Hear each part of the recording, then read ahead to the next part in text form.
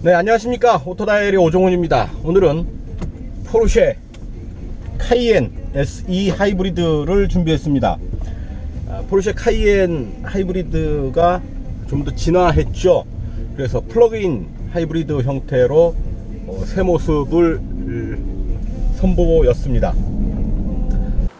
뒤쪽에 두 군데의 연료 주입구가 있는데 좌측에는 전기를 꼽을 수 있는 충전기가 달려 있고요. 오른쪽으로는 가솔린을 투입할 수 있는 그런 그 연료 주입구가 있습니다. 그래서 엉덩이 좌우로 이렇게 두 개의 연료를 받아들일 수 있는 그런 시스템을 갖추고 있는 거죠.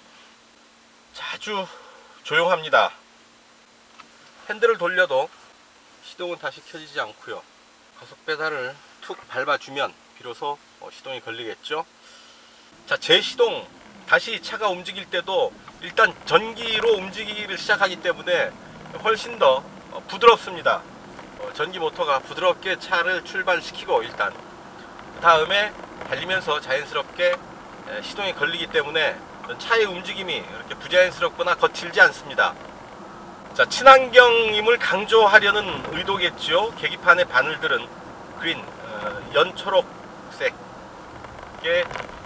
컬러로 되어 있습니다. 아주 깨끗한 느낌, 아주 좋습니다.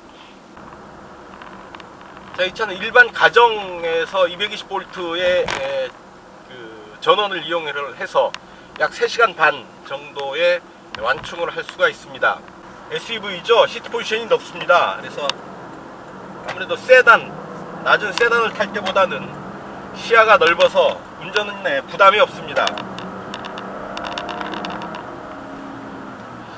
야, 요즘 포르쉐 무지 많이 보이네요. 지금 제 좌측으로도 카이엔이 한 대가 지나가고 있습니다.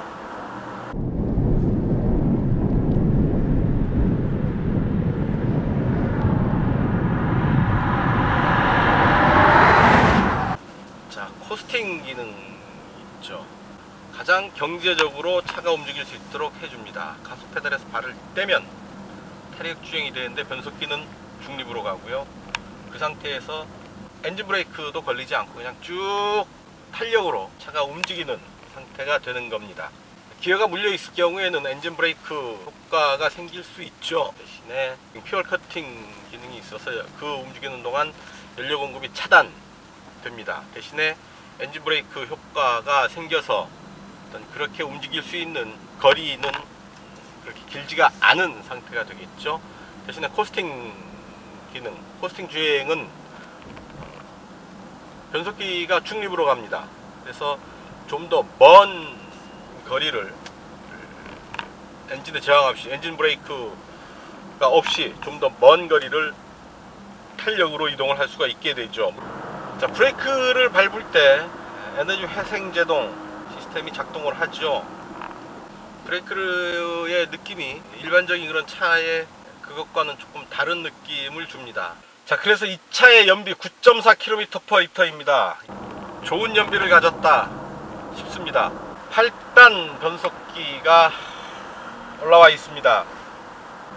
자, 서스펜션은 3가지 모드로 선택할 수 있습니다. 컴포트, 스포츠 플러스 이렇게 3개인데요 5개의 원으로 구성된 계기판, 그래서 제일 가운데 제일 큰 원은 역시 포르쉐답게 RPM 게이지의 몫입니다. RPM 게이지가 제일 가운데에 들어와 있습니다. 속도계는 없습니다. 그 RPM 게이지 아래쪽에 숫자로 간단하게 표시가 되고 있을 뿐입니다. 그만큼 속도보다는 엔진의 상태, 엔진의 회전수가 훨씬 더 중요하다 라는 거죠. 자, 그 왼쪽에 파워 게이지가 있습니다.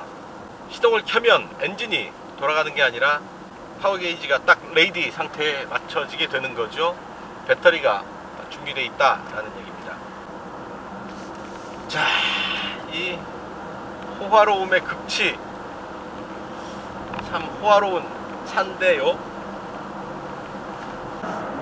자, 333마력의 힘을 내는 V6 3.0 다운사이징한 엔진이기는 하지만 역시 힘에 대해서는 전혀 부족함이 없습니다.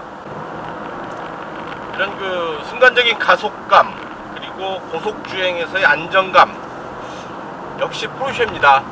포르쉐다운 어떤 그 다이나믹한 특성은 특히 SUV에서 그 다른 브랜드들이 따라가기는 참 쉽지 않겠다라는 생각이 드네요.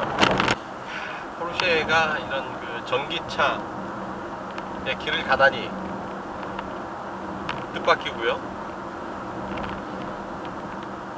역시 전기차도 포르쉐가 만들면 스포츠카가 되는구나, 두 번 놀라게 됩니다. 대단합니다, 포르쉐.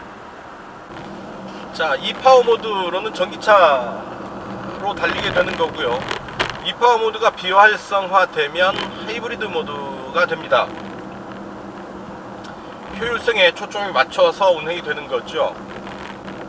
자, 하이브리드 모드에서는 전기차 주행 방식과 하이브리드 주행 방식을 자동으로 번갈아 가면서 운행이 됩니다.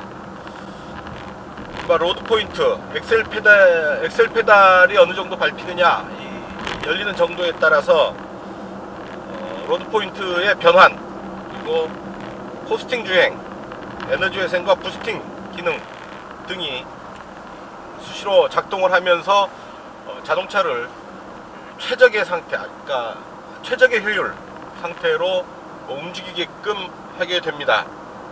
자, 엔진의 힘을 가동해서 어떤 배터리를 충전을 하는 경우도 있고요. 자, 스포츠 버튼을 눌러서 스포츠 모드가 활성화되면 하이브리드 구동 시스템의 최대 잠재력을 가동할 수가 있게 됩니다. 부스트 기능이 있는데요, 엑셀 페달을 80% 이상만 밟으면 엔진과 모터가 함께 작동을 하게 되죠. 포르쉐 특유의 드라이빙의 즐거움, 폰트 드라이브를 즐길 수 있게 됩니다. 최초의 포르쉐 모델은 전기차였습니다. 로너 포르쉐라는 모델인데요, 그러니까 4개의 바퀴에 각각 모터를 내장한 형태로 만들어진 전기차였죠. 그 당시만 해도 배터리의 효율이나 이런 부분들이 어떤 그 내연기관의 효율을 감당할 수가 없어서 자연히 도태되어 버리기는 했지만, 어쨌든 페르디난드 포르쉐 박사가 제일 먼저 주목했던 부분은 바로 전기 모터였다라는 사실입니다. 그런 그 전통을 이어받은 거겠죠. 포르쉐가 하이브리드 전기차 영역에서 독특한 자기만의 컬러를 가지면서도 제대로 된 전기차 하이브리드 모델들을 선보이고 있습니다. 포르쉐가 갖고 있는 하이브리드 라인이 벌써 3가지가 됩니다. 파나메라 SE 하이브리드가 있고요, 그리고 2차 카이엔 SE 하이브리드가 있습니다. 그리고 918 스파이더 빼놓을 수 없죠. 독특한 컬러를 가진 제각각의 하이브리드 모델들을 선보이면서도 잃지 않는 것, 포르쉐의 정신, 우리는 스포츠카 브랜드다, 스포츠카 메이커다, 포르쉐의 모든 차는 스포츠카다 라는 사실을 버리지 않는다라는 얘기입니다. 킥다운 버튼을 누르고 끝까지 가속 페달을 냈습니다. 자, 정확하게 차체가 제어되고요, 전기차의 어떤 그 유약하고 연약한 모습, 뭐 이런 거는 전혀 이 차에서는 찾아볼 수가 없습니다. 친환경 자동차임에도 불구하고 포르쉐라면 가져야 할 기본적인 그런 요소들 하나도 빼놓지 않고 잘 간직하고 있습니다.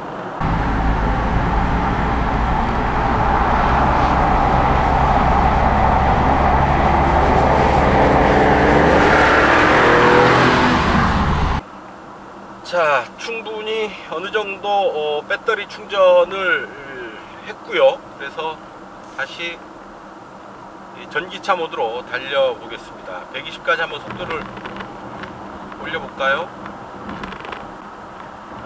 자, 가속 페달을 너무 깊게 밟으면 다시 엔진이 살아나게 되기 때문에 약 100까지 105, 106, 107, 110까지 올려봤습니다. 자, 114.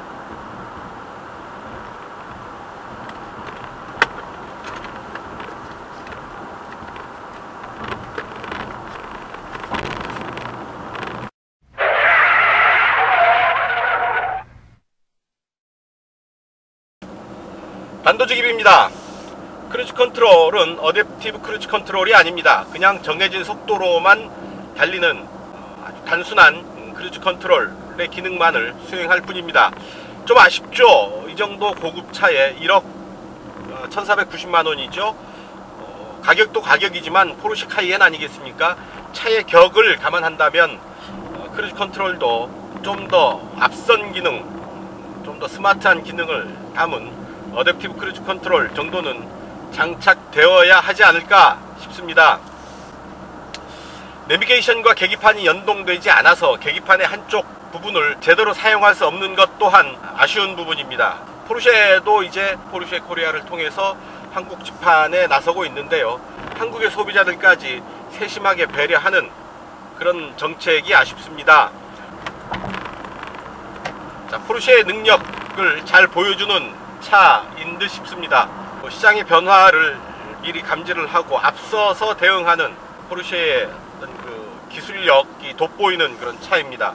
전기차의 시대를 앞두고 친환경 자동차 만들기에 나섰다라는 점에서 우선 눈길을 끌겠고요. 그럼에도 불구하고 그런 친환경 자동차의 모습들이 오히려 더 포르쉐다운 그런 모습들을 보이고 있다라는 얘기죠. 아이덴티티를 지켜내면서도 어떤 그 변화를 거듭하는 그런 포르쉐의 모습, 어떤 그 자세, 역사 이런 모습들을 보면서 역시 그런 그 저력이 있는 그런 브랜드는 뭔가 다르구나 하는 생각을 하게 됩니다. 자, 오늘 시승은 여기까지입니다. 지금까지 포르쉐 카이엔 E 하이브리드를 탔고요. 저는 오토다이어리의 오종훈이었습니다. 감사합니다.